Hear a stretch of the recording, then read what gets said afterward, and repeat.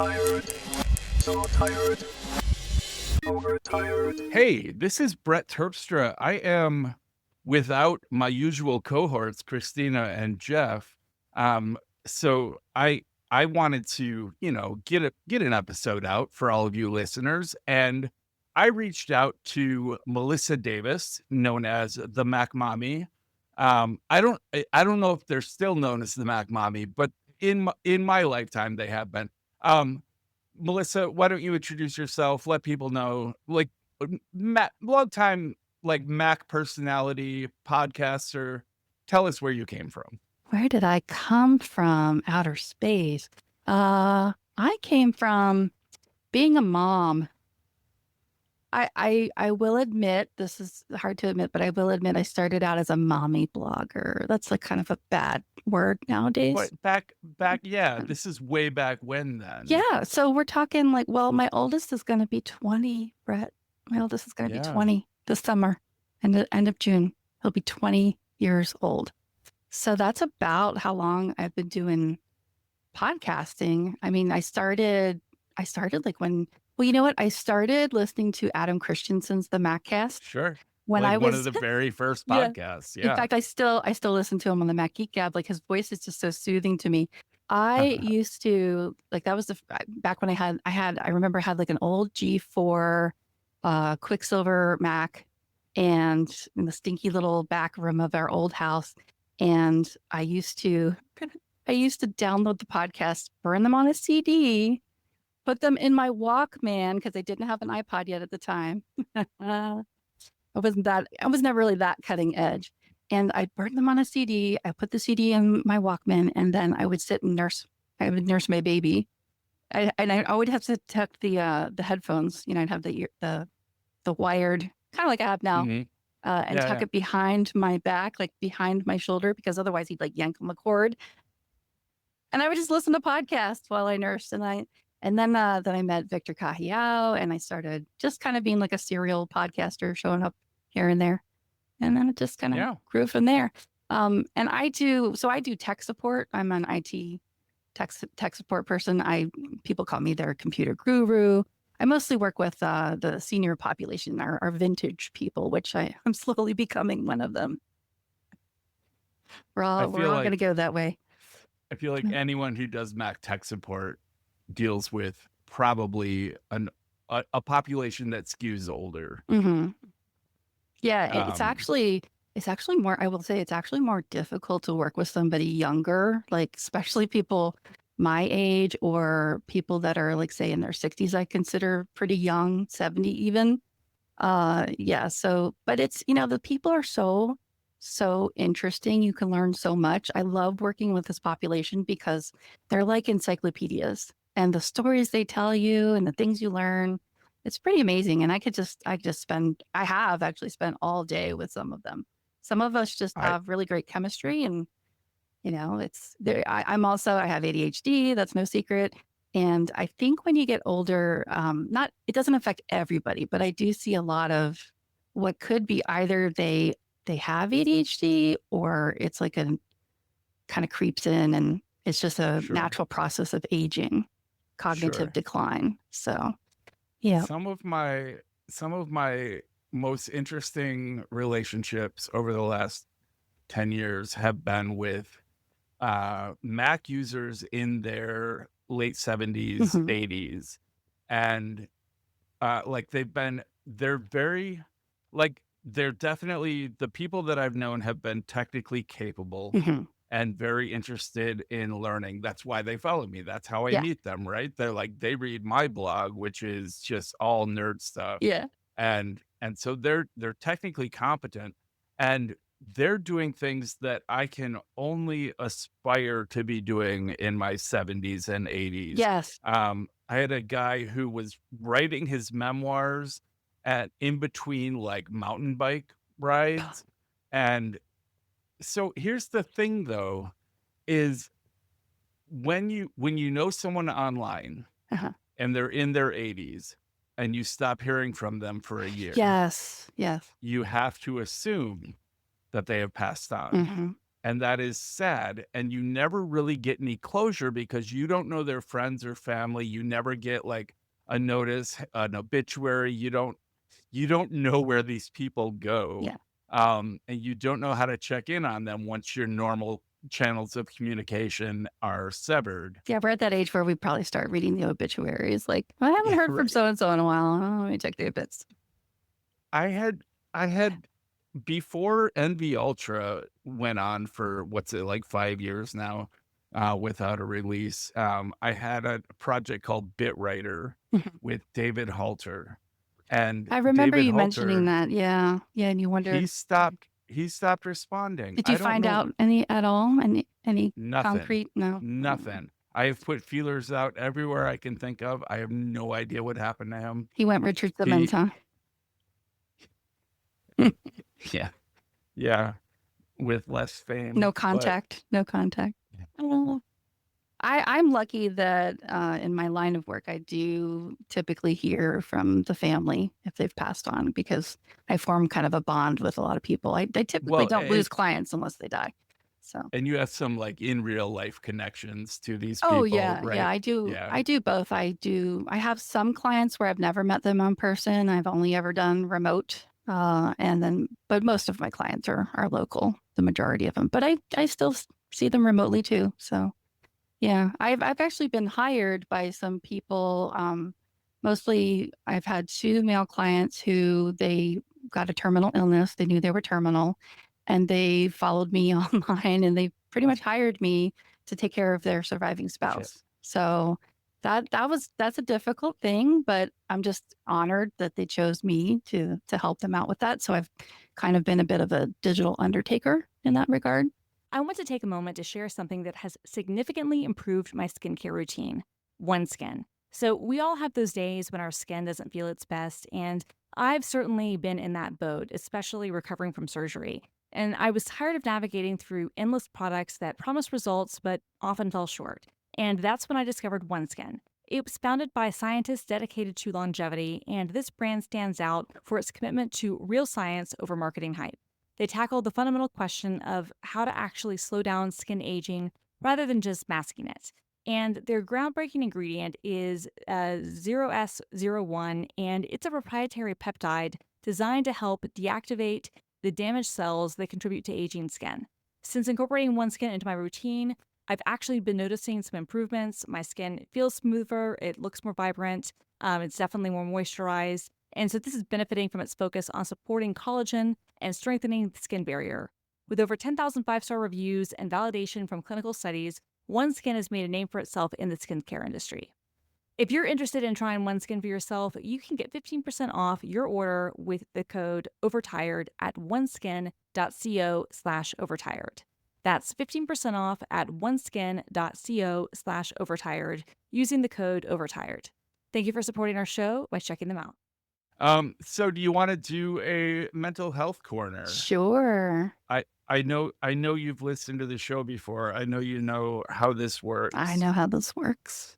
Would you like to start? I think I would like to hear you start and then I'll add on. Okay, that sounds good.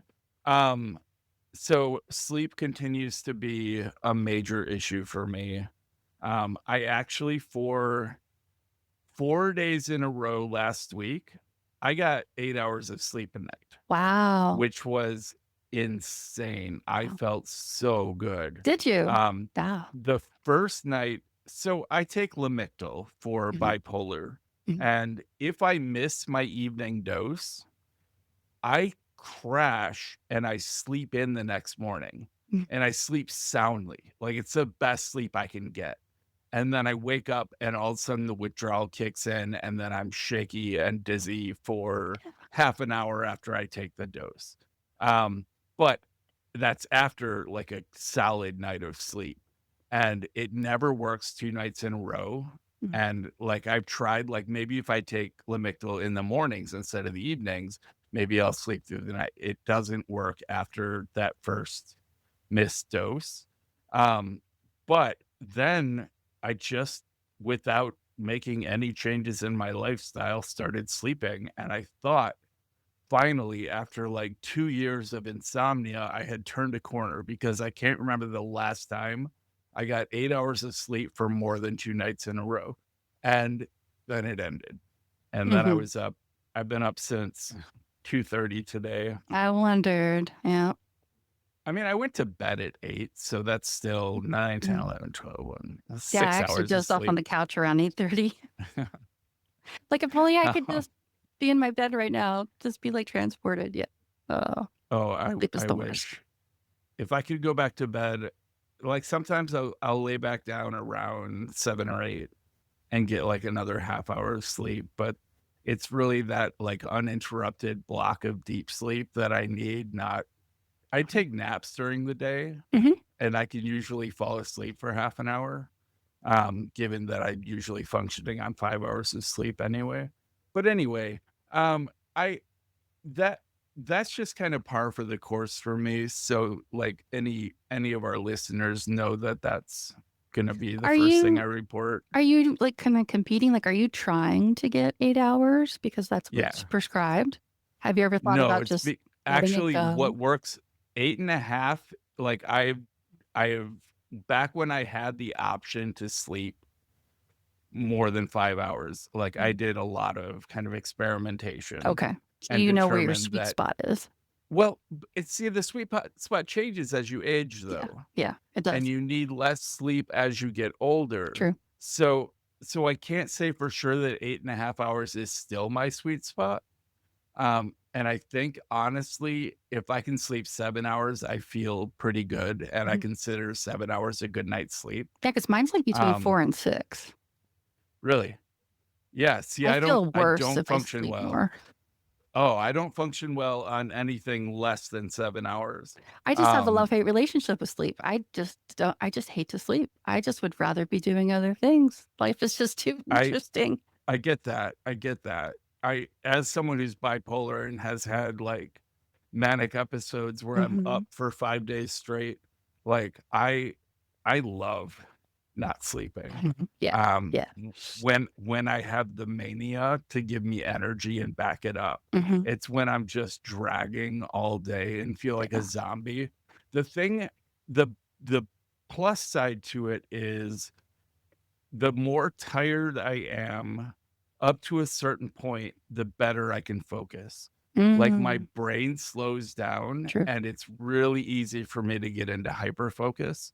And like most mornings, I'm up at, 2:30, 3 o'clock, and I just start coding. And I can not only hyper focus, but I can switch focus between 3 or 4 different projects Wow. like simultaneously. I hit compile on one, I move on to the next one, and I Yeah. can rotate through them and like keep track of all of it. And then right around 10 a.m., my ability to do that ends. Yeah. And suddenly I like flip to a project and I cannot for the life of me remember what I was doing, hmm which is why I spent my life building note-taking apps hmm and time tracking tools. But Yep. Same thing. um dude, I don't you might not be familiar with my project doing. Um, No, but you alluded it's to something. That's it's not a what you're working on command with Dan, line. though, is it? No, Okay. no, I'm gonna that's be gonna working be with cool. Dan on that too. I don't know what it is yet, Really? but yeah, I'm on his Oh, list. it's gonna be cool. Ooh, I'm so Um, excited.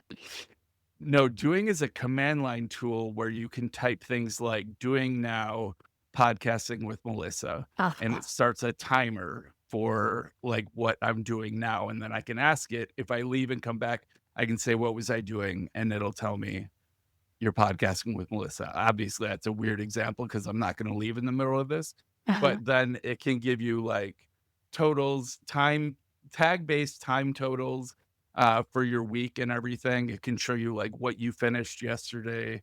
It's not so much a task tracking app as it is a tool for keeping track of what you're doing in the moment. Mhm. Mhm. For people like me who switch between 4 projects at once, Mhm. it's really handy. Yep. And some fucking guy Some fucking guy. rewrote it in Rust, and it is Oh, really good. It is oh. really good. Have you seen Like timing? oh yeah, I use Okay, timing. because that's what I This is use. separate. Yeah. This is a little more intentional than timing. Okay. I use both. They Mhm. kind of work together, and Yeah. Doing can actually import timings JSON exports. Oh, that's So you awesome. can turn all your timing data into command line readable Wow. doing files. Um, but anyway, this guy rewrote it in Rust with my permission, and he gave me full credit on the page. And I think I'm switching because doing is written in Ruby, Mm. and Ruby is slow, Mm. and Rust is fast. Mm. And like my doing file where it stores all of my current projects, so like my doing items, gets so big that it can take doing like up to 5 seconds to respond when I ask it, what was I doing today? Which is 5 seconds is a long time on the command line. Yes. Yeah. Yeah, because And it should be pretty instantaneous. his version is like 100 milliseconds. Wow. Boom. But anyway, It's almost like sleep you built your own little and AI thing. Like, what was I doing? kinda, What are you doing, yeah. Dave? What are you doing, Brett? This was built long before AI was a common thing, but the other thing that's contributing to my mental health is suspenders. Ah, yes. So I have gained 100 pounds.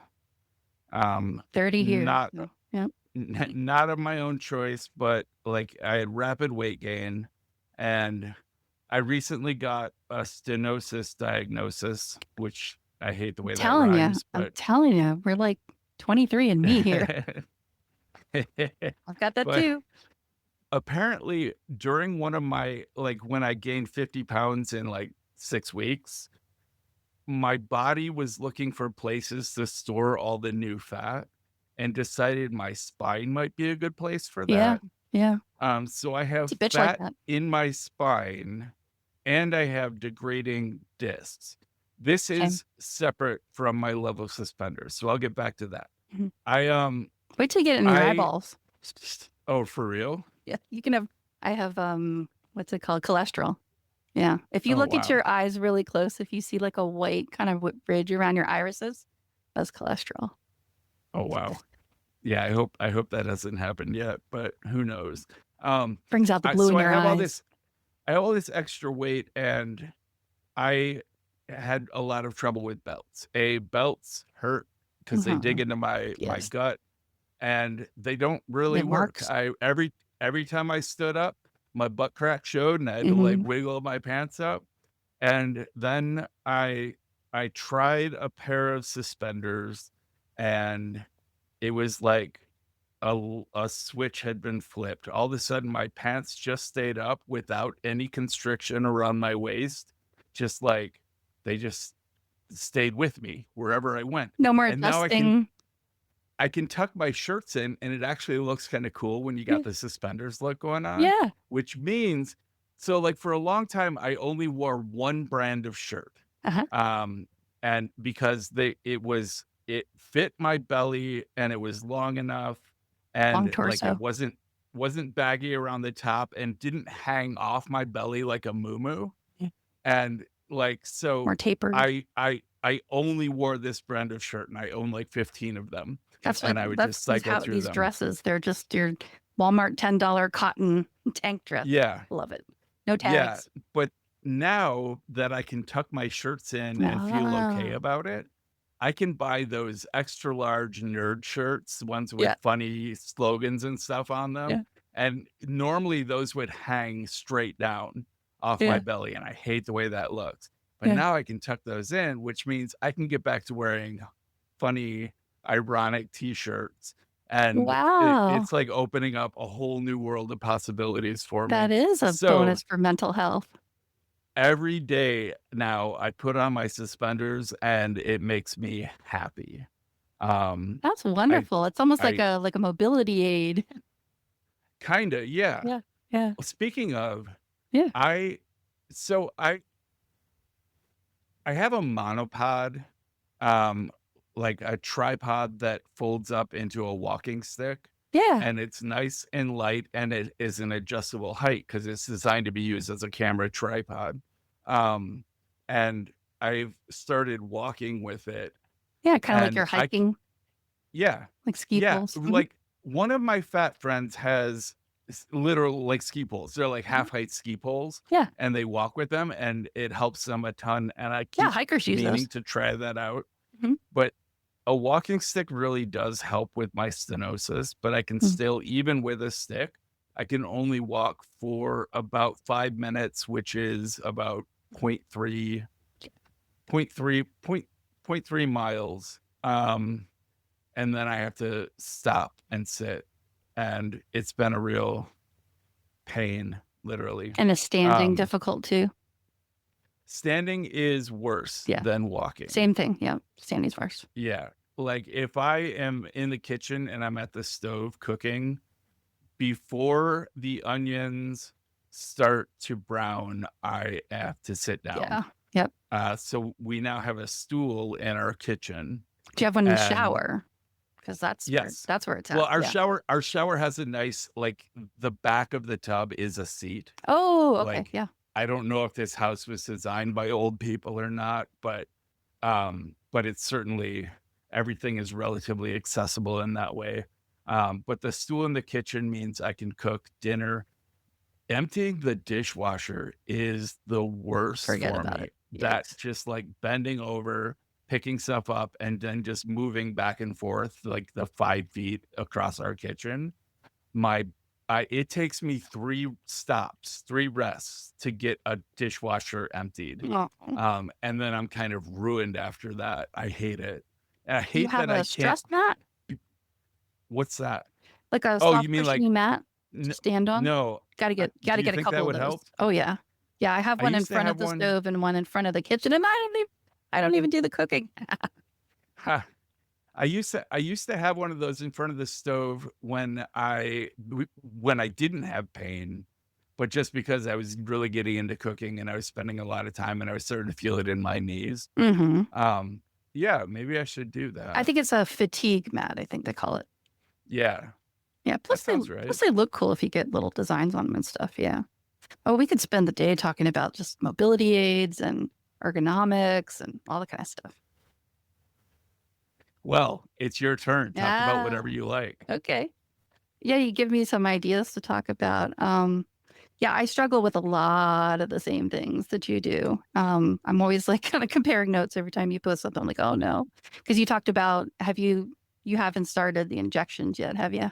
No, and they Yeah. just delayed those. I don't get them until like June 20th or something. I'm nervous about those for you because I've had those and I've decided to just swear off them. So I'll just kind of give you just a heads up. I mean, it does raise your blood sugar, so that's not great, and No. it can give you the void rage, kind of make you angry. Okay. So that's something to watch out for, and more weight gain. So, but it's like one of those things where you just have to kind of try it and see if it works, because if it Yeah. does work, then you could be more mobile and then maybe drop a few pounds and get some of that weight off of your spine. But if it doesn't work, doctor just know that can happen. My doctor did not mention any of those side effects, so good to know. Yeah. It's the chronic life. So that's what affects my mental health. So I'm really good at faking it. I will say I'm actually feeling a little bit more even. I'm on, I love when you talk about different prescriptions and stuff. I just mentioned, so I'm taking Adderall. That is, it's a mixed bag. I wanted to ask you about Vyvanse, because that's the next thing for me, but it's like super expensive. So I'm trying to make Adderall work as best I can, but I'm in the process of playing with the dosage. But I think she told me like the highest was 30. The thing is, I've had genetic testing done, and I have this condition, not condition, but I'm a mutant. It's a genetic mutation called, it's just initials. It's MTHFR, lovingly known as. You process your Mhm. chemicals twice as fast. I have that too. Yes, faster processing in the liver. So that's when she told me, because she started me out on methylphenidate. And I was like, well, what about Adderall? Because I see it work for my kids. You know, the kids are chip off the old block, right? And so I've had them tested too. And all 3 of us are positive for that. It's lovingly known as the motherfucker gene mutation. Yeah. Yeah. So, and it's quite a bitch, because it causes a whole bunch of other problems. And of course, we've talked about Ehlers-Danlos. So I have hypermobile Ehlers-Danlos. I'm having a hard time I'm just having a hard time with that in general, mental health wise, because there's just not enough awareness about it. Enough people and doctors, doctors and nurses. And, you know, I'll say, I would love to be able to get to a point where I could just say I have HEDS or heads or whatever, however they're going to pronounce it. And like somebody know what that is when I go in for an appointment, but I still have to explain it, you know, and then that cuts into my time. Cause they only, when you're our age, they only give you like 15 minutes, if that. When you're much older, cause I've had to take family members to the doctor, they get a whole lot more time. But, you know, it's like, oh, you're too young to be this sick. You're too young to be this old, Right. basically. Yeah. Yeah. That's frustrating. I found that doctor for me that knew exactly what all those acronyms meant, knew exactly, like, not only did they know what POTS was, they knew like 7 different kinds of POTS and what tests to Yeah. use to narrow it down. And then she got called up to National Guard duty. Oh, I wondered what So happened to that doctor because it sounded so I positive. waited. I was Mm. on a I was on I had an appointment scheduled that was gonna be 6 months from the time she left. Yeah. And I had it scheduled and it was on July 7th. And then I got a letter in the mail saying that her guard duty had been extended Yeah. and now I can't see her again until September. Mm. And That's the like worst. I've tried seeing other doctors that work with her, Mm. but none of them have the knowledge she has. And it was such a relief Is to this the find her. curious one? Yeah. Okay. I always think about you whenever I'm either looking for a provider or in the midst of getting, you know, shuffled around to a new provider. I'm like, I hope they're curious. Because Yeah. that meant so much to me when you explained about how a doctor needs to be curious. I'm like, that's what I need. I need somebody, or even just my therapist. I have a new therapist that I see, and she's really curious, and I really, really like that about her. That's something that Yeah. helps with mental health is when somebody's curious. Because I'm It curious. goes hand in hand with credulousness. Like Mhm. first they have to be willing to believe you, Yes. and like especially when it comes to invisible issues like EDS. Mhm. Like you have to be willing to believe a person and then be curious enough to look for answers. Like the first step is believing Yes. and the second step is curiosity. But Yes. I've already had my patient record marked as, have you ever heard this one? Worried well. no. Yeah, I looked it up. It's basically hypochondriac. Yeah, that's what I was gonna guess. Mm-hmm. That Yep. sucks. I I'm so sorry. was proud of myself because I actually did confront the doctor about it. And I said, what does this mean? I said, I looked it up and it kind of concerns me because it makes me look like a hypochondriac. And she said, oh, no, that's just a code that we use when we don't have something else to assign to it so that insurance will pay. Uh, Bullshit. yeah, Yeah. right. I feel like Yeah. that's exactly the kind of thing insurance doesn't pay. Mm-hmm. So, So many what of do you it. want to know about Vyvanse? And I know it's different for everybody, but I just kind of wondered what your take was on it. Can you compare it to Adderall at all for me? Or is Yeah, there no comparison? it's basically a non-abusable, I would call it lower lying version of Adderall. Hmm. Like it's in the same family of stimulant as Adderall, Mhm. but it isn't processed, or I don't remember how the mechanics of it work, but you can't snort it basically. Mm. Like it doesn't do anything different Which I if wouldn't you want to do snort it. anyway because there's nothing up here. Sure. Sure. Sure. And then yeah, I'm not suggesting that was going to be a problem for you. But it's also like it's way for me anyway, it's way calmer.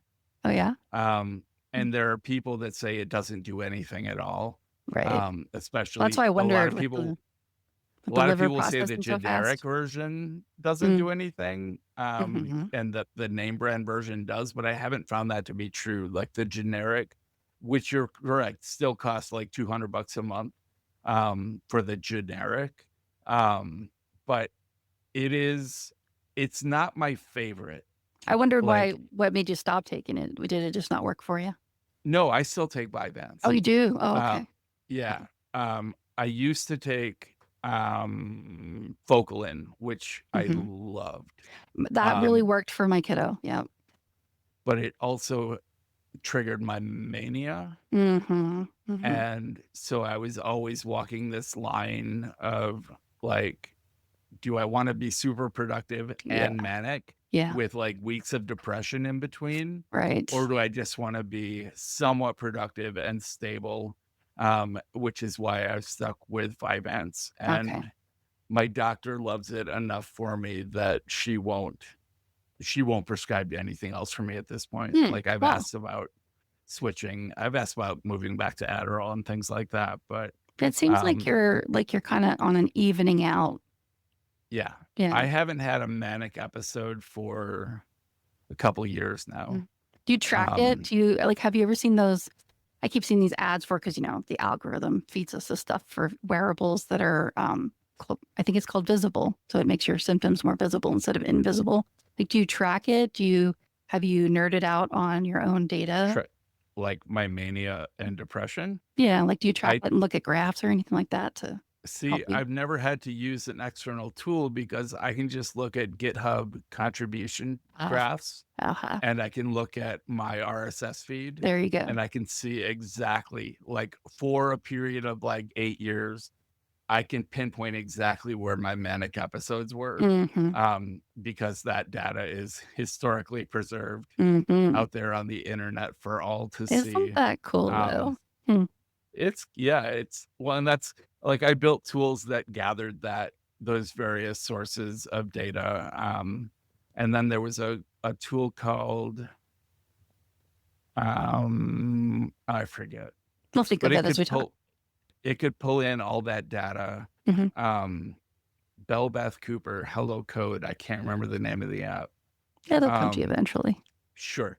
But it could pull in like your GitHub commits along with like what the weather was at the time, how many songs you listened to that day. Oh, And day like, one sort of does that. Yeah. does it now? A little bit, yeah. Your locations, if you turn on some of those things, like I don't think Huh. it does music and things like that, but I I've haven't seen used tools it that for do a that. while.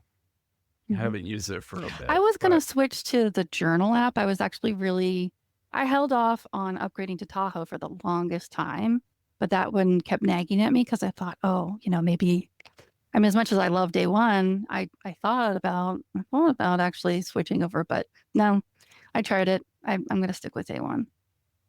cool. Yeah, that All right. happens.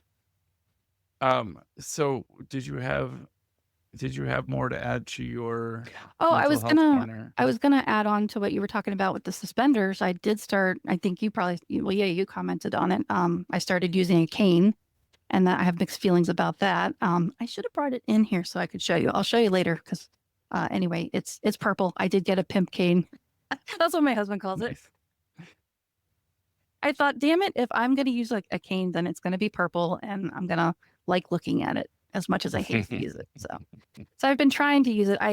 What you were talking about with finding a curious doctor, I do have a new physical therapist.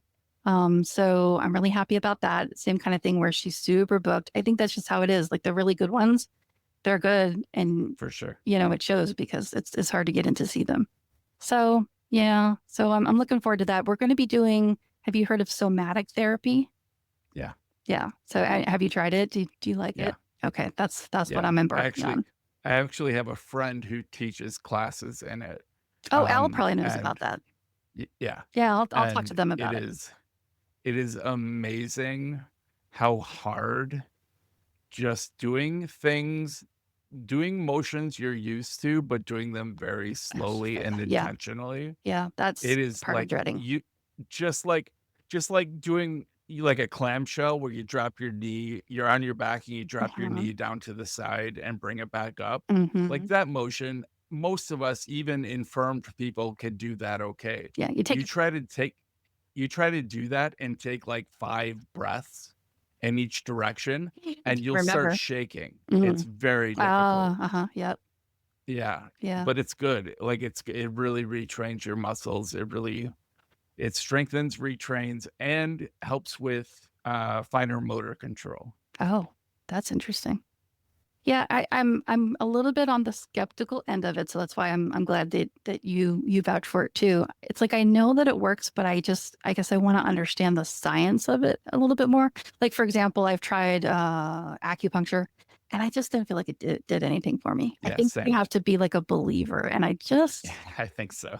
I even did that on purpose, knowing that I kind of felt like it wasn't going to work. I was like, well, what if I just go into this? Because I talk to people and they're like, well, you have to believe in it. I'm like, but what if I don't? I just, you know, It's I see it work it's for not other medicine if people. you have to believe in it. Yeah, I mean, I see it work for other people. I know there's such a thing as placebos and things like that, and I don't know. It's woo woo, and I like woo woo stuff. I didn't do anything for me, so. It's not to say that it doesn't work for other people, but it just did not work for me. And maybe I just did that on purpose when I probably just tripped myself up going into it thinking, well, I just don't believe it. So if it works, then there must be science behind it. And then I'll believe, but it didn't work out. So Yeah, that no, I'm a well, little bit on the fence about the somatic thing, but the gal that I'm working with is just she has EDS herself. yeah, And like what you were saying, like she knows all about it, and she could even tell me the type that she has. And I was like, I met actually last week. I met 2 zebras in 1 week. You're familiar with the zebra mascot. The saying goes, if you hear hooves, think horses, but we're not horses, are we? uh, Yeah. gotcha. So that's our Well, EDS mascot. somatics, you don't have to believe in for them to work. Like Okay, that is so. it's an actual physical therapy method that Mhm, trains the finer muscles that surround your larger muscles mhm. and strengthens those. And it, yeah, it's for real. It's not like it's It's not I think totally woo woo. because I had the same reaction when someone said somatics because I think, Okay. oh, that's some holistic idea of the body, Uh-huh. of soma, and it's no, it's got legit And physical therapy behind it. And you used to do a lot of yoga too, so that probably makes I sense to still you. do. Yeah, that's It's wonderful. gotten really hard. I can't so I get dizzy Yeah, going from sitting to standing. that's the pots. Um, and my back gives out if I am in like horse or warrior 2 for more than a couple minutes. Mm, And I can't do cobras because I have a belly like a 9-month pregnancy. So I have to do like mhm. prenatal yoga, which is actually Oh, a thing.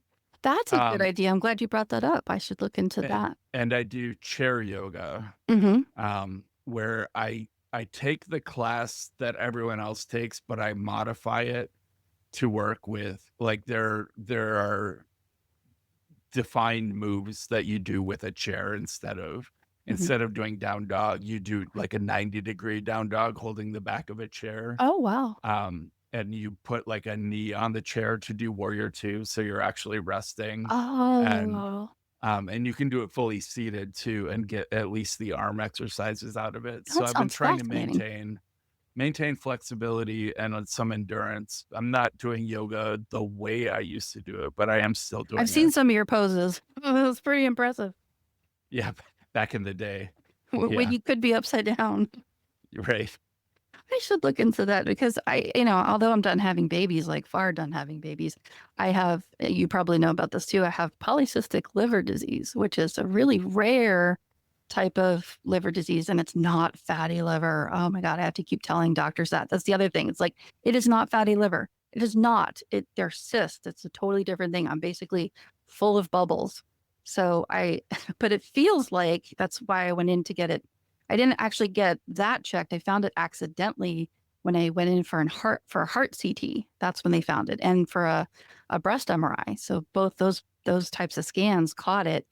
The other parts were fine, so my heart's fine. So that's a relief. Yeah. But yeah, so this was a bit of a shock, and so I don't know exactly what it means moving forward. But my entire liver is like engulfed in cysts. So, right, but my Uh, blood work is fantastic right now. So I'm just gonna keep That's good. hoping it stays that way. That's something. Yeah. I have heard for a long time about um doctors being fat phobic. Mhm.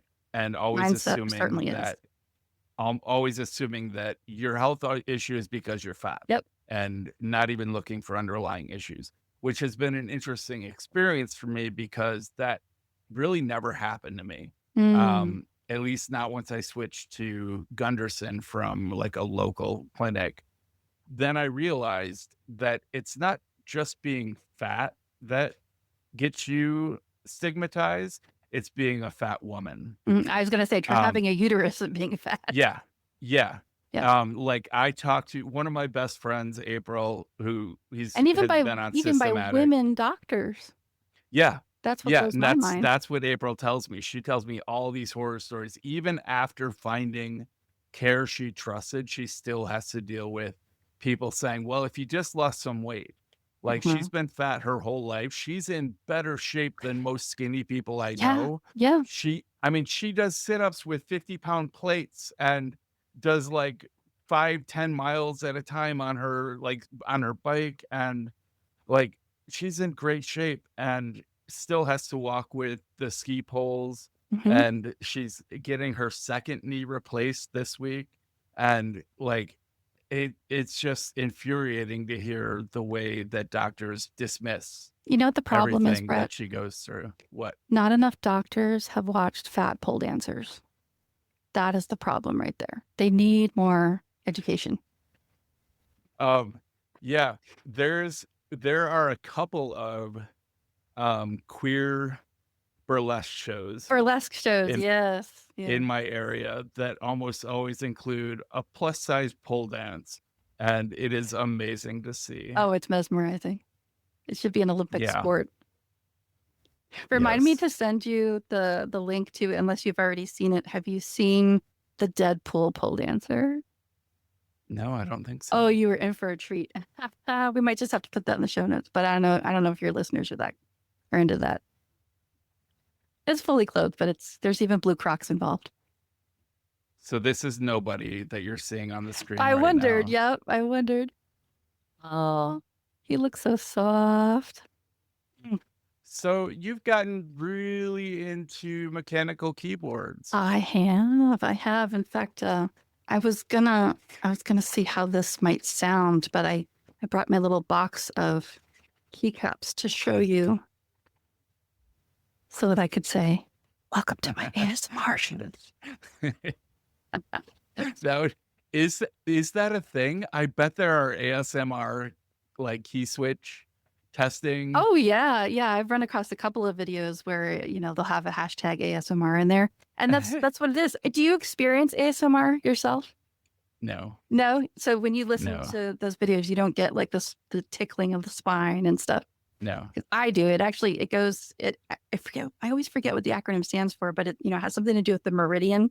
So if you can imagine your brain like split in half, and I feel it right on this side. It goes like down the back of my head, behind my ear, and down into my shoulder. Huh. It is the funkiest feeling, and I love it. I love it so much. Even when we were talking about animals in the beginning, and I even had a cat that would come and just like kind of lick my ear, and I love that. Most people cannot stand that sound. They have the opposite condition where they can't handle somebody chewing gum. My grandfather had that. Some kind of it ends in a tonia, misotonia, or something like that. Where I don't know. Do you have any of those like sound sensory issues? I have a lot of I really sound don't. sensory I'm issues. very, I'm very like sound. Like I like loud, heavy music. Hmm. Like that does something for my psyche. Hmm. Hmm. But general sounds, they neither bother me nor stimulate I me. can't imagine what that's like. I just can't. I'm so bothered, and my kids too. And oh God, So child rearing is problematic. L is definitely sensitive to sound, in a way that like even my mechanical keyboards Hmm. can't be on the same floor of the house as L. We Hmm. pretty much live in silence, and that's fine for me most of the time because like it just doesn't affect me either way. So like keeping things quiet is easy and I focus well in silence. And Hmm. then when L's gone, I blast my music. Hmm. And when I'm in the car, I blast my music. And then the rest of the time, I live in the quiet place. In the quiet place. Yeah. Yeah, we have something a little similar, but my husband and I have we have our his and hers kind of set up here in the in our den in our study. So he's got his side and I've got my side. So we're together and he does a lot of grading papers and he's really good about putting his earbuds in and just tuning the whole world out. It's fascinating to watch that man just execute. I mean, I'm so envious of people who can just execute. But the sensory, it's all about the sensory stuff for me when it comes to keyboards. I actually thought about, I don't know how popular it would be, but I also thought about making a video podcast that would highlight the intersection of nail art and mechanical keyboards, because I'll tell you, that's actually what I've always loved mechanical keyboards. But yeah, the one that I had, someone give me a Matthias, and it's so loud, but it's like high pitched. It's kind of sharp. Yeah. And it was even kind of annoying to me after a while. And then it's not a mechanical keyboard in that you can't pull the switches out. So you're kind of stuck with what you got. Like you might be able to change the keycaps if you could find them, but couldn't change the switches. And something happened to the S key and I was like, all right, it's over. So, but I can't get rid of them either. So one of these days I want to have like a display of keyboards. But what got me into saying, okay, I'm just going to invest in a keyboard because it's ergonomically important to me is I have, and I can't pronounce it, so I'm not even going to try, but there's a condition and it's a self-diagnosed thing, but I am a picker. I pick my skin a lot. I think it's called derma something. Anyway, so I wasn't going to try to pronounce it, but I've always had that condition since I was a kid. I didn't even know it was a thing. I just thought everybody get picks. But then during the pandemic, it got super bad. Like I had some panic attacks, and as a lot of people probably did. But it got so bad to the point where I had picked my fingers, and they were bleeding, and they were throbbing, and they were hurting. And I said to one of my kids, I said to my youngest, I said, "Can you just if I'm picking, can you just let me know?" And then I regretted doing that because then he took it on as this full-time job, and it kind of gave him anxiety. And then I thought, oh, okay, that was a bad thing to do. So I let him off the hook. I said, no, you don't have to tell me anymore. Because even if I went to just kind of clean under my nail or something. So it was actually causing a real problem for the family that I was just picking so much. And it's not just my fingers, it's other parts of my body. So I thought to myself, well, what can I do about this? And so I started putting fake nail tips on.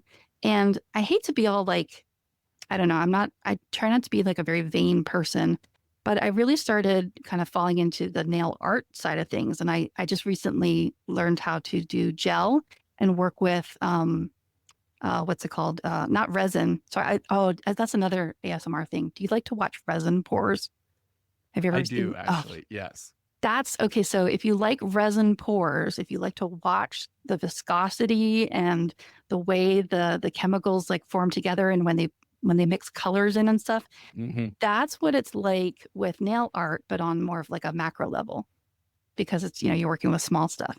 Just recently I learned how to do, so I'm showing Brett this on camera, but I recently learned how to do the kind of nail polish that you take a magnet and you run the magnet along it and it makes this a cat's eye. Yeah, that's cool. I love it. So combining nail art then, and I thought, well, now I've got these long nails, but all of my keyboards have been these flat, really low profile keyboards. And, I started to dread it. So then I was kind of caught between a crossroads. Either I leave nails off and I can type really, really fast and have high accuracy with no nails.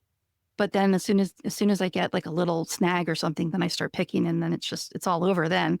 Or I try to find a way to work with these nails.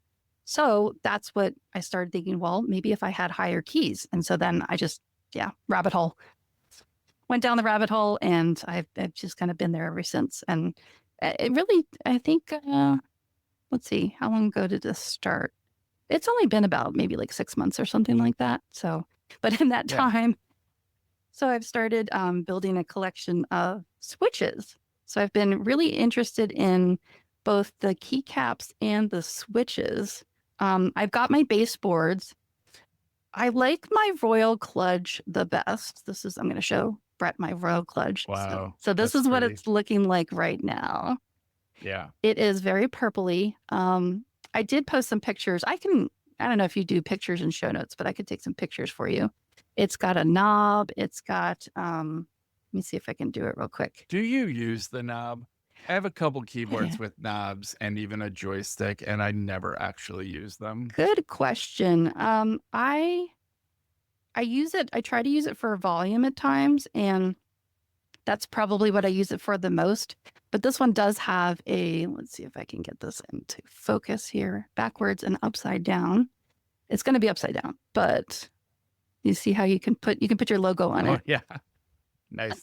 So I've got Nice. the Mac Mommy little logo on there. Otherwise, it gives you the time and military format, so that's kind of handy to have. But yeah, to be honest, I love this foil kludge because it's nice and heavy, and I love the form factor. It's got a number pad because I am a grown ass adult and I need a number pad. But it's nice and heavy. It doesn't move around my desk a lot. I kind of have to type like kind of crooked because that's just the way my neck goes to the wrong way and stuff like that. So I like being able to fit it on my desk. I had a larger one made by Red Dragon. This is the one that I started out with. Gonna make lots of noise here. But as you can see, this one is way bigger. Yeah. And it was, as much as I liked it, I mean, I fell in love with it, but what was happening was my accuracy was like really thrown off because I kept feeling like it just needs to be like a couple centimeters to the right or a couple centimeters to the left. It just wasn't centered very well. So this one, my husband gets all the hand-me-downs. So that one went over onto his desk. And then I also have a baby keyboard here. And this is another Red Dragon. This is my little mini one. That's the kind of keyboard I mostly use, like a 70% keyboard. Yeah, I think this one's even 60. Yeah, the one I'm using right now is 60. There's no function row, there's no arrow, there's no keypad or like arrow pad. No arrows. Yeah. How do you live without arrows? Oh, you mapped your keys to something? Well, so it looks like this. Oh, nice! I love the colors. The space bar is split in two. Yeah, my partner says it looks like gay 80s. It's all pink and blue and purple. But the space bar is split, and the right half of mine functions as something called a mod key. And when I hold that down, then my I, J, K, and L keys become arrow keys. Oh, so wow. Once you get used to it, you never have to take your hand off the home row. Oh my God, that must be amazing. Once you get used to it, it's so like moving to a keyboard that doesn't have that is kind of tortuous. On my MacBook Pro, I have remapped it using Karabiner so that if I hold the semicolon down with my pinky, then HIJKL become arrow keys. So I still don't have to move my hand all the way down to the right. Like that's such a inefficient movement that then I have to because I don't have great feeling in my fingers. So finding on a low profile keyboard, finding the homing buttons again. Oh, do you use the homing buttons? See, that's the thing. I was never taught that. I mean, I took like a typewriting class back in high school, and I just didn't like it. I just taught myself. I'm an autodidact that way, so I just taught myself. My dad back in 1984, we had a typing program on our PC Junior. It wasn't Mavis Beacon, was it? I don't remember. All I know is it taught you touch typing, and it would give you these lessons, and you would basically just mirror what was on screen. And at the age of 7, I was typing at about 68 words per minute on an old IBM PC Junior keyboard. Got a lot faster through high school and everything, but yeah, I was from day one, I was raised to be a touch typist, and and I took all the classes they had in school. I But you was still always in the touch computer typing. labs. Yeah. Uh-huh. Yeah. So you don't do the home rows. You No, you that feel, is touch typing. oh, touch typing. So you do feel for the bumps. Yeah, I feel Okay. for the bumps, and then I just like my fingers never really leave the position Oh, yeah. See, I of wish I that could do that. centered home row. Hmm. Yeah, it's it's good. And I you're using think the it would. split. So, my gosh. Yeah, what I, you get used to that too. yeah, I can't wrap my brain around Like it. I can't do it with the split far apart. I've seen people use like splits like way out to the sides, Yeah. and I can't. My brain doesn't do that. Like my I hands always have to thought, be within like 6 inches of each other. it would be so cool to have something where you could have it like raised up like this, right? Yeah. And use your hands sideways. Yeah. Well, Have you tried I it mean, that that's way? essentially, I have on the bottom of this keyboard, I have these risers. Oh, uh-huh. So it Oh, I sits like the right striker now. I cord. have it at about a 45-degree tent. Okay. tent. Mm-hmm. But it can go up to more like an 80-degree tent where you're Oh, actually writing, almost wow. like you're clapping, Yeah, you're yeah, yeah. typing. Yeah. Yeah, because I I'm a big don't, fan of that. I have a handshake yeah, mouse. vertical mouse. Hmm. Yeah. You like, is that what you have Um, for a mouse too? no, I love trackpads. Trackballs. Oh, track pads. Trackpads. Oh, okay. Apple's Magic Trackpad Okay. changed my life. Oh, I've never gone back to a mouse since the first Magic interesting. Trackpad came out. So you're all about the Um, gestures then. yeah, for sure. Yeah, yeah, yeah. That's great. Better touch tool for the win. You know what it is for me is because of the type of work that I do, and this is very much true for both of us. You do these things because of the type of work that you do. The type of work that I do, I'm in everybody's homes. So I Sure. have to be able to type and use their mouse. And I mean, it's actually a very dirty job. So I keep hand wipes with me everywhere. That was why during the pandemic, I was like, I am not coming to your house and I am not touching the stuff that you just picked your nose and yeah. Mm-mm. Yeah. But so it's been kind of keeping me almost like a purist in a way as far as keyboards have gone all these years. I finally just kind of let go and embrace this recently, which is why I'm so excited and why I'm just kind of nerding out on it.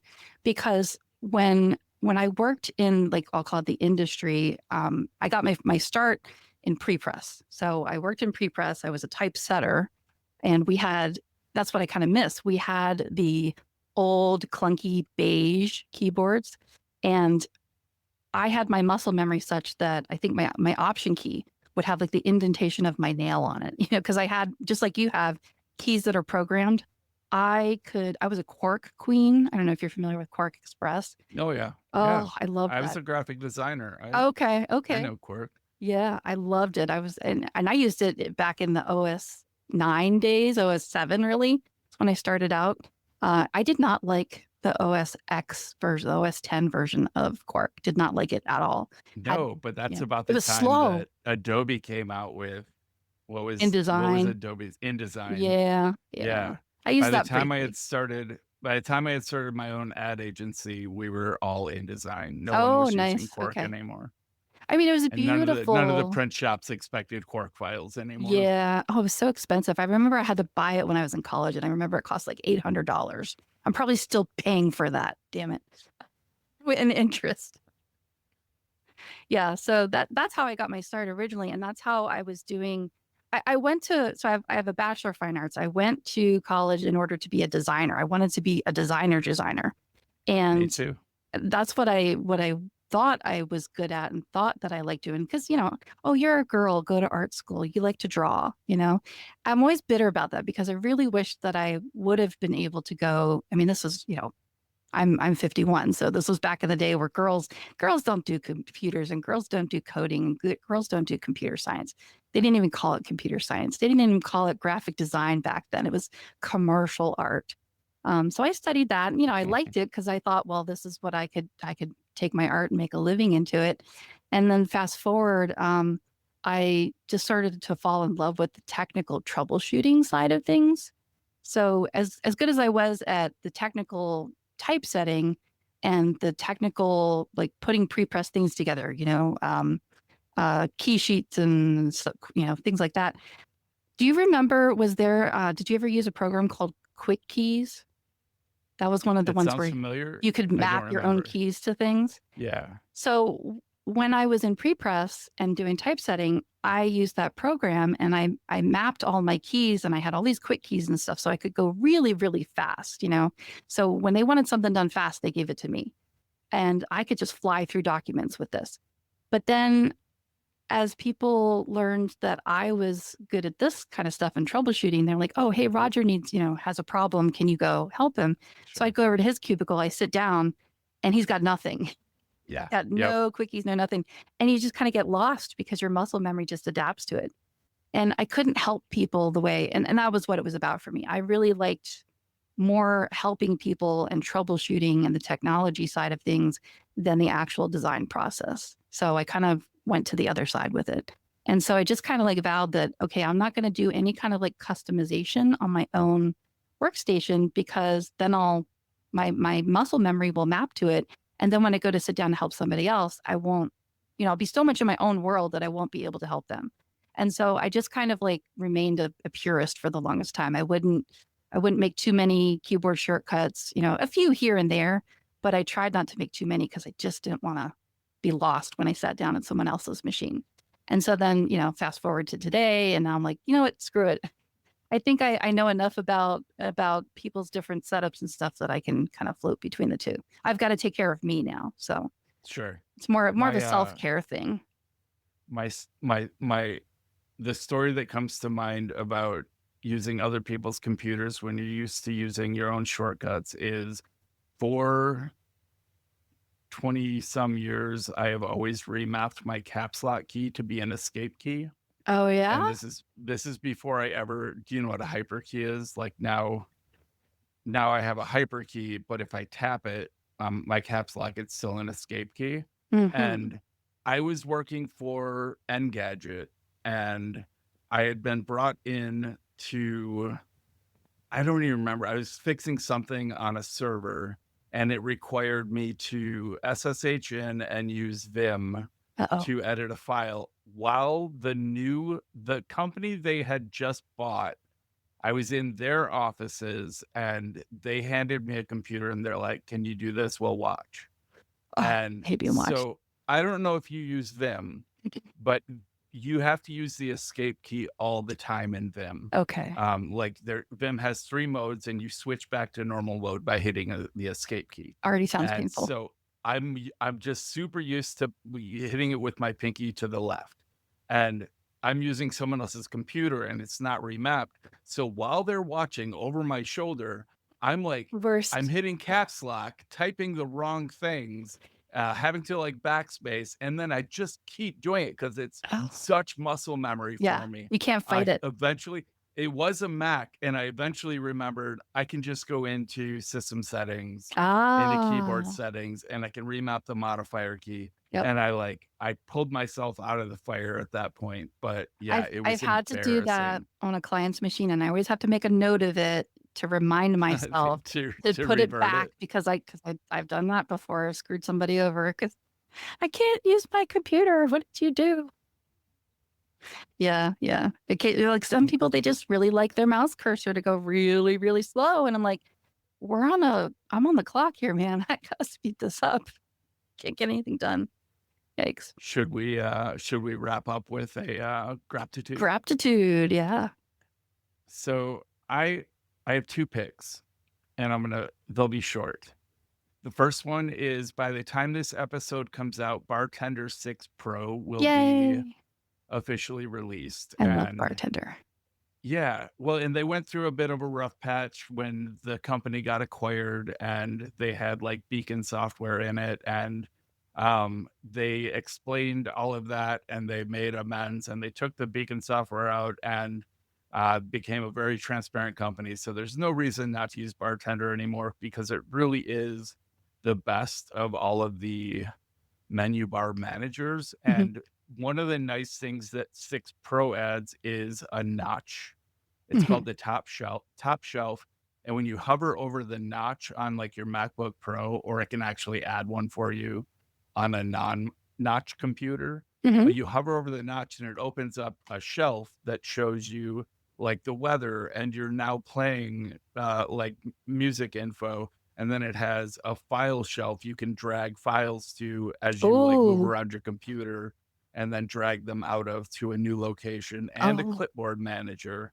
And it kind of doubles the utility of Bartender.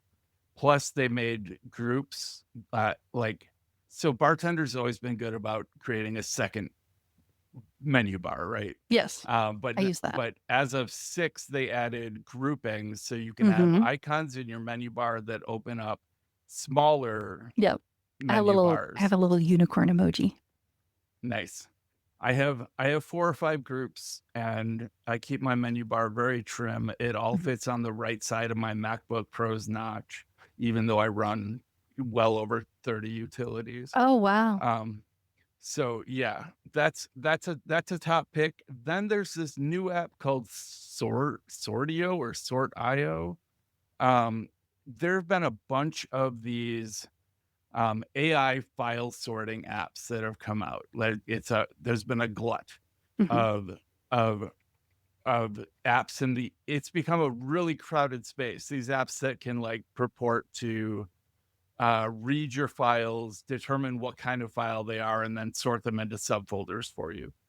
Kind of like Hazel, but without creating all the rules. They're never, they don't work with the way I file my stuff. Like I have a very project based filing system, and I use something called Tag Filer that I wrote a decade ago, that I can just add tags, descriptive tags to my files, and then Hazel picks up on those tags and sorts it into a shallow folder hierarchy for me. So I've never had a use for these AI file moving apps. But when I mentioned this system to the developer of Sortio, we're going to go with Sortio for now. He took me seriously. I had mentioned it to every developer that had come to me with one of these apps asking me to write about it. And I'll give him a link, whatever. But this guy was like, I took you seriously, and I just shipped a file tagger or a tag filer compatible AI. Hmm. And what it does is you give it like a source folder. So I give it the folder where tag filer had always filed things, Can you and drag all it? of those drag what? Can you drag the source folder into the place, or do you have to Yeah. type out the whole thing? No, you Just just drag it. use like a file open dialog. Okay. Um, and then it will build a corpus. It'll read all the existing files and all of their existing tags and develop a corpus of like files that match this description get this kind of tag. And if it has this in its file name or this in its content, or it's located at this location, like it determines like a heuristic of what constitutes a tag. I like heuristic And better. then you can apply that to untagged files, Oh, and it'll give you a list of like, here's what we think this file should be tagged, and here's why. It'll give you a description. This is why we determine this. And then you can check on or off. You can say, this is correct, this isn't. And it learns from your decisions. And then you just hit a button and it applies to tags instead of filing it in places where you don't have full control. hmm. You control what tags it gets, and then my tag filer script files it for me. And it's not perfect yet. And I've only been using it like this for a day, Hmm. so I don't know how much better it will get. Well, it sounds like you've Um, been using it for a lot longer.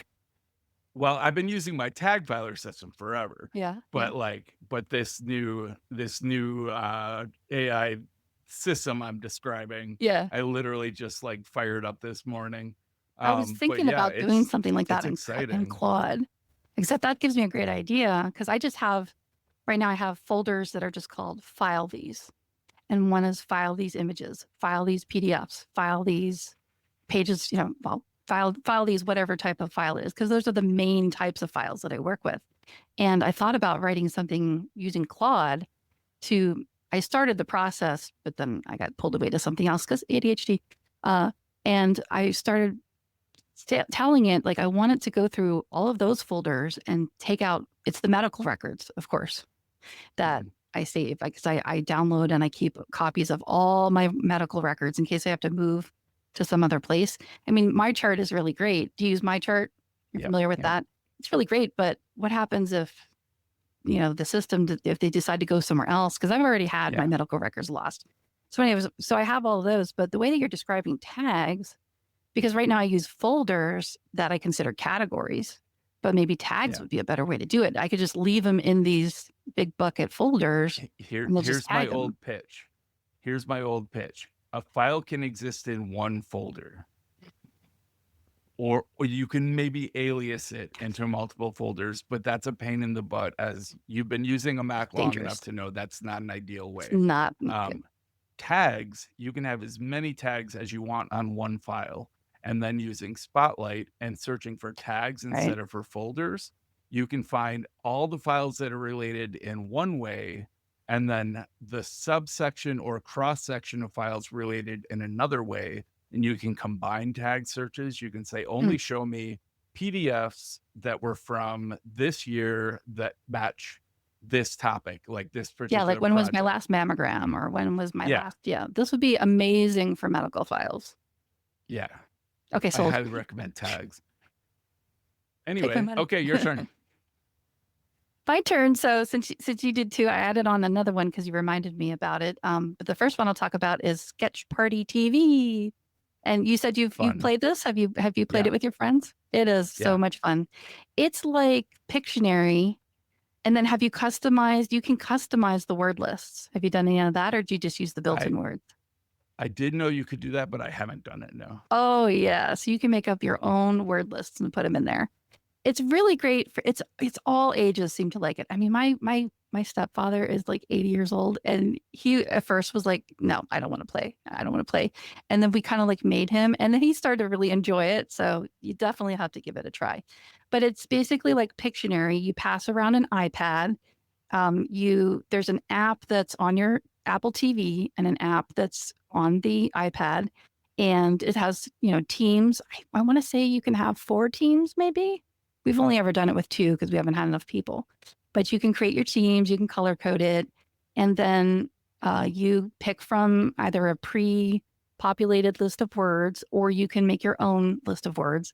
And so the kids that come over really like that, because one time, for New Year's Eve, they said, well, let's make a list that's all about foods, because there is a New Year's Eve list, but let's make a list that's all the types of foods that we would eat at a party. And that made it a little bit easier. But oh my God, some of the laughs that we've had, and it's a family friendly game, but the ones, of course, I mean, we're twisted, so it's okay. But some of like the really what would be considered very inappropriate in someone else's family has gotten, the biggest rise out of things that people have drawn. Sure. And I'll just let everybody use their imagination. Yeah. And that's what it's all about, is using your imagination. So I pass around styluses and an iPad, and we just have a great time with it.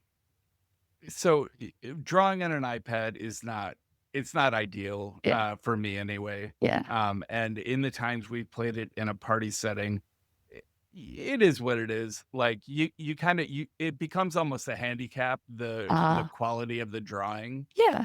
And if everyone's at the same disadvantage, it's fine. Yeah. However, we played it with my brother, who is a professional artist. Yeah. And has been drawing since he was very small, and is very good. Yeah, we at suck. It. And well, we're all doing these scribbles and arrows and Pictionary style. And then he sits down and draws out a forest with a deer, and it was infuriating. The trick is to use the damn colors. The same thing. Same thing with have you ever played Cranium? I love Cranium, and that I leveled it up by bringing Play-Doh to the game with that. Instead of just having the purple clay that they use, I actually played it with Play-Doh one time, because one time the word that I had to sculpt out of the clay was remote control. So all I did was just grab a piece of black clay and took one little piece of red and just made the power button on it, and easy to guess, stuff like that. Yeah. So, I really dig that.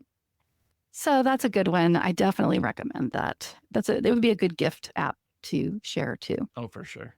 And then the next one we can both talk about is Karabiner, because you mentioned it. And that's what's enabling me to, since we're talking about keyboards and stuff, that's what's been enabling me to take what are typically always PC keyboards and map them to a Mac. And so yeah, I've been having a lot of fun with that. I did want to ask you one thing that I did get stuck with that I haven't figured out how to do yet, and I wanted to know what your take would be on it. So Karabiner lets you make simple remappings and complex remappings and macros and all of that kind of stuff, and hyperkeys like you mentioned, which I haven't used yet, but it sounds like I really need to learn that. But for example, I have one key down the center here that I use for my calculator. And like for the emoji key, you map the globe key there. The globe key is the emoji key. I mapped it to a different key. When I press that one, I can open and close the emoji picker, but the calculator just stays open. So like a cave person, I have to go and press Command W.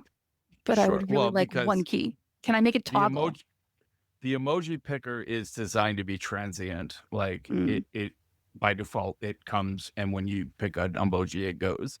But calculator is actually an app. So it would be possible, yes, with a combination of something like Better Touch Tool and Karabiner to actually create an app toggle. A toggle. Keyboard Maestro does it well too. And then you would just map a key to a Keyboard Maestro. Better Touch Tool is probably actually more intuitive than using Karabiner to do it. Or just do the whole thing in Keyboard Maestro and just assign, like make it into a hotkey and trigger a script that if the app is running, it quits it. If the app isn't running, it launches it. Like that's your basic system event scripting with AppleScript, which Claude can definitely write for you. In fact, I use Cursor, and I have had Cursor write me some complex modifications for Karabiner, which are just JSON files that you can then import. So I'll just tell it, like I had it do one. I wanted, when I press A and S simultaneously within like 50 milliseconds of each other, then my D and F becomes a command key, and D and F become tab and shift tab. So from the home row, with just my 4 fingers on the home row, I can put down my pinky and my ring finger and then use my index finger and middle finger to switch apps. Oh, which that sounds is like a just one symphony.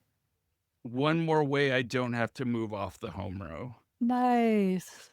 Oh, that sounds amazing. That's like music to my ears. Yeah, In a weird way. Karabiner is endless fun, and it is really easy to put yourself in a position where you can't use other people's keyboards anymore. Yeah, that's why I wanted to kind of be careful with it. I haven't done a whole lot with it because I feel like it could be dangerous. Next thing you know, everybody will have Karabiner on their computers. But yeah, so those are my GrAPPtitudes. Very grateful for those apps. Well, thank you for joining me today, helping me get an episode out when no one else could make it. I love it. Thank you. Thank you for having me. This has been a little bit of a dream come true. I've always wanted to be on your show. You've been on mine, and now I've been on yours. This has been great fun. So, as we always say, get some sleep. The system is going down now.